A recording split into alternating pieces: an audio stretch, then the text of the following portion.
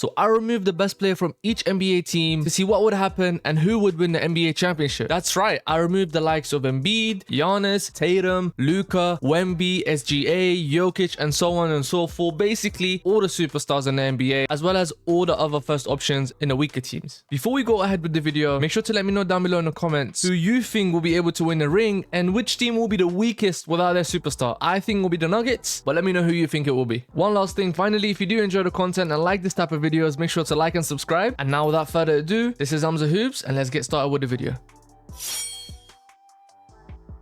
Alright, so to begin with, as always, I always turn injuries off. I also put the simulated difficulty up to 75 or 80 depending on my mood. And finally, I turn trade logic off because I don't want to see any trades. I want to see it in itself. Now I'm going to begin the simulation and I'll catch you at the end of the season. And before I show you the end of season awards, who do you think will win the MVP and who do you think will win the DPOY? And so the MVP of the season is Evan Mobley, surprisingly to me at least. If you guessed it right, then well done. I thought it would be JB or even maybe Kyrie or LeBron. Sixth man of the year was the Brody, averaging 15, 5, and 6. That's pretty expected. I feel like he wins it quite often. And then again, Evan Mobley winning DPOY. That's a double for him. That's a great season to be having, I'm not gonna lie. And finally, clutch player of the year is LeBron. Season 23 LeBron. 30 points, 6.5 rebounds, and 7 assists on some insane efficiency.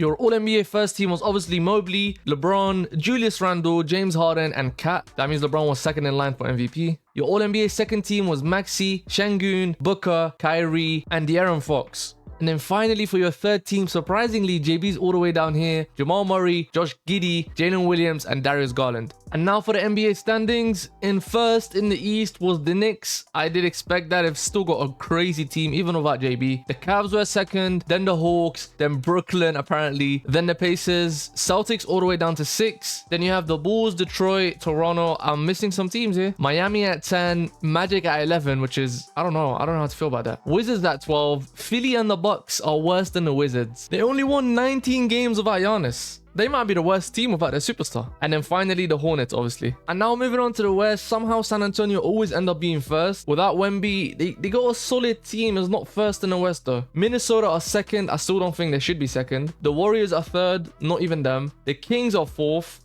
They're alright. Then Dallas. I think Dallas would be the best team without their superstar because they still got a crazy core with Kyrie and them. Then the Clippers. Then the Suns finally make the playoffs. Or they're playing. OKC without Shea are 8th.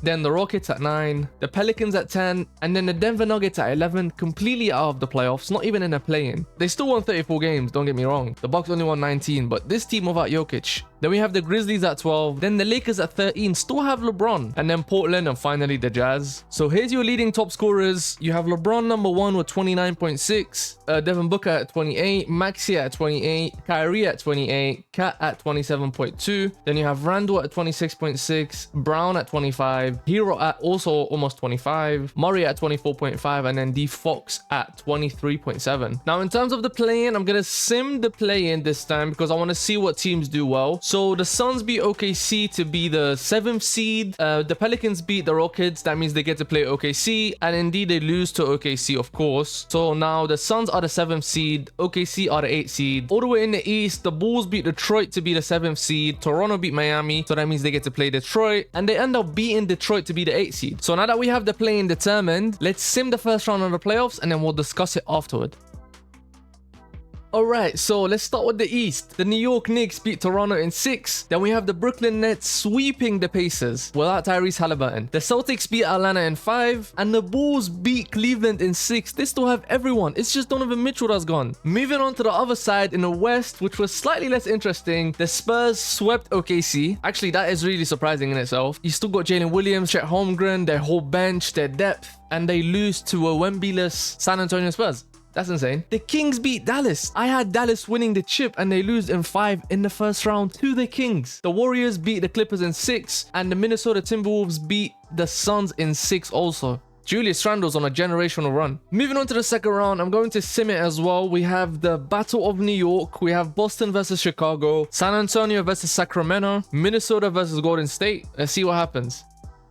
So the Battle of New York ends in 5 in favor of the Knicks. That was pretty easy, I'm not gonna lie. Boston also beat Chicago in 5. That was also really easy. The Spurs lose in 4 to the Kings. They get swept, embarrassed, which was expected. These guys without Wemby aren't that great. And then the Minnesota Timberwolves, Julius Randle's generational run ends right here. The Warriors beat him in 7. Jimmy Butler's on his generational run. Now we're gonna sim the conference finals. We have the Knicks versus the Celtics and the Warriors versus the Kings. And as you can see, Kat and Levine are your conference MVPs. Obviously, that could only mean that the Kings won and the Knicks also won. Knicks beat the Celtics in 5 and the Kings beat the Warriors in 6. So here's the finals matchup that I did not anticipate. I thought Minnesota or the Mavericks would make it out of the West. But here we go. This is the finals. Let's start simming game by game now. So the Kings take game 1. The Knicks come back and win game 2 at home. Then going over to Sacramento, they also win game 3. And the Kings are now up 3-1. This is pretty much reps in my opinion, but we are going to simcast it. I'm not gonna lie, it's worth noting that Kat is averaging 26 and 10 throughout this playoff run. Again, I mentioned we're going to simcast it, so let's do so. The Kings need to win this game, otherwise it's GG's. But from what I'm seeing, the Knicks are taking the big lead, and the lead is getting bigger and bigger as I'm speaking. 111-89 with 35 seconds to go. I'm gonna jump in to see the celebration. Alright, so 35 seconds to go, 111-89. I didn't just join to see the celebration. I joined because I wanted to get a couple buckets. I just want to get a couple buckets with Kat because he's the first option. Murray's a little void to me, go for a dunk right here.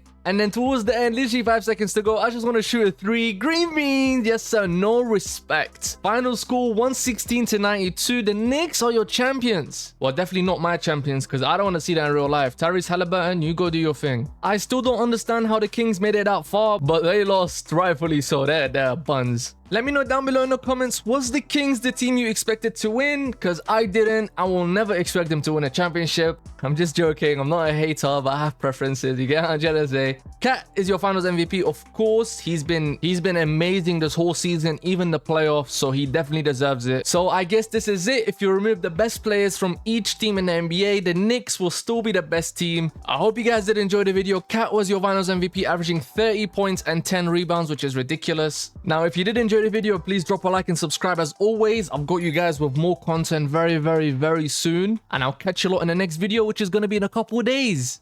Peace.